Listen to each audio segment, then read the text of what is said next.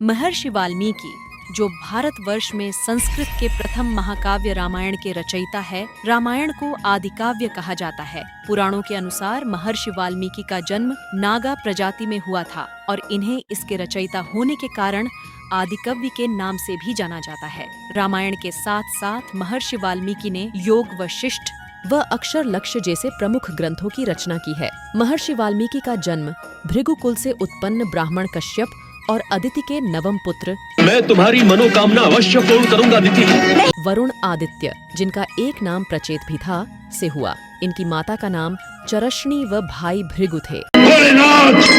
महर्षि भृगु, किसी के निजी भवन में इस तरह बिना आज्ञा के अंदर घुस आना कहाँ का शिष्टाचार है? बचपन में एक भीलनी ने इनका अपहरण कर लिया। भीलनी बुरे कर्म और लूटपाट से रत्नाकर का पालन पोषण कर रही थी। इसका रत्नाकर पर काफी प्रभाव पड़ा और रत्नाकर भी बड़े होकर अपने भरण पोषण के लिए वही काम करते थे। रत्नाकर को लगा लूटपाट हत्या ही उनका कर्म था और आजीविका के लिए डाकू बन गए।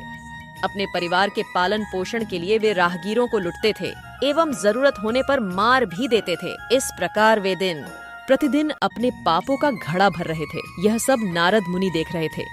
तभी नारद मुनि ब्रह्मा के पास गए। उन्होंने कहा, अब से रत्नाकर पाप नहीं करेंगे, उन्हें यह शिक्षा देनी होगी और वो शिक्षा दोगे। तुम नारद मुनि कहते हैं, मैं शिक्षा कैसे दूंगा? तब ब्रह्मा ने उन्हें सारी बात समझा दी और नारद मुनि एक मुसाफिर बन के चले गए रत्नाकर के पास।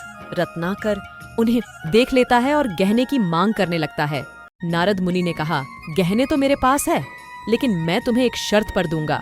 रत्नाकर ने कहा, कैसी शर्त? तब नारद मुनि कहते हैं, पहले तुम ये बताओ, क्या तुम्हें पाप पुण्य स्वर्ग नर्क कर्म अकर्म किसे कहते हैं, पता है? ये पाप क्या होता है? तब रत्नाकर ने कहा, नहीं नारद मुनि। रत्नाकर को सारी बात बताते हैं। फिर नारद मुनि ने उनसे सवाल किया कि तुम ऐसे पाप क्यों कर रहे हो? रत्नाकर ने जवाब दिया, अपने एवं परिवार के जीवन व्यापन के लिए। तब नारद मुनि ने पूछा, जिस परिवार के लिए तुम ये पाप कर रहे हो, क्या वह परिवार तुम्हारे पापों के फल का भी वहन करेगा? इस पर रत्नाकर ने जोश के साथ कहा, क्या उसमें भी वो तुम्हारा साथ देंगे? क्यों नहीं देंगे?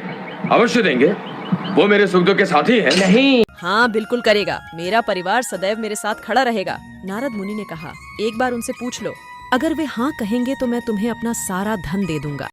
नहीं देंगे वे तुम्हारा साथ। विश्वास ना हो तो तुरंत उनसे पूछ कर आ जाओ। इस पर रत्नाकर को भरोसा नहीं होता है। रत्नाकर सोचते हैं कि वह भाग जाएंगे। रत्नाकर की इस शंका को दूर करने के लिए तुम एक काम करो, तुम मुझे इस पेड़ से बांध दो। जब तक तुम वापस नहीं लौटोगे मैं इस पेड़ से बंधा रहूंगा। नारद मुनि ने कहा कि वह हमें यहीं पेड़ से बांध जाए, हम नहीं भागेंगे। इस प्रकार रत्नाकर नारद मुनि रत्नाकर ने अपने सभी परिवारजनों एवं मित्रजनों से पूछा, मैं तुम लोगों के लिए लूटमार करता हूँ, तुम लोगों के लिए हत्याएं करता हूँ, उस पाप से मुझे दुख मिलेगा। उस दुख में तू मेरे साथ देगी या नहीं? बोल। हम साथ नहीं देंगे। तेरा काम है हमें सुखी करना, दुखी करना नहीं। तेरे साथ हम दुख क्यों उठाएं? धनती ठीक कहती है, अपनी करने का फल तू भुगतेगा, हम क्यों भुगते?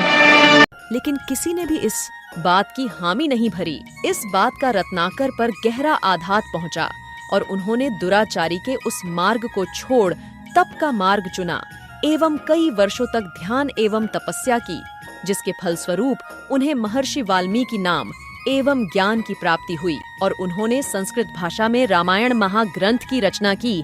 आर्षि वाल्मीकि द्वारा रचित रामायण एक ऐसा महाकाव्य है जो हमें प्रभु श्री राम के जीवन काल का परिचय करवाता है, जो उनके सत्यनिष्ठ पिता प्रेम और उनका कर्तव्य पालन और अपने माता तथा भाई बंधुओं के प्रति प्रेम वात्सल्य से रूबरू करवाकर सत्य और न्याय धर्म के मार्ग पर चलने की प्रेरणा देता है।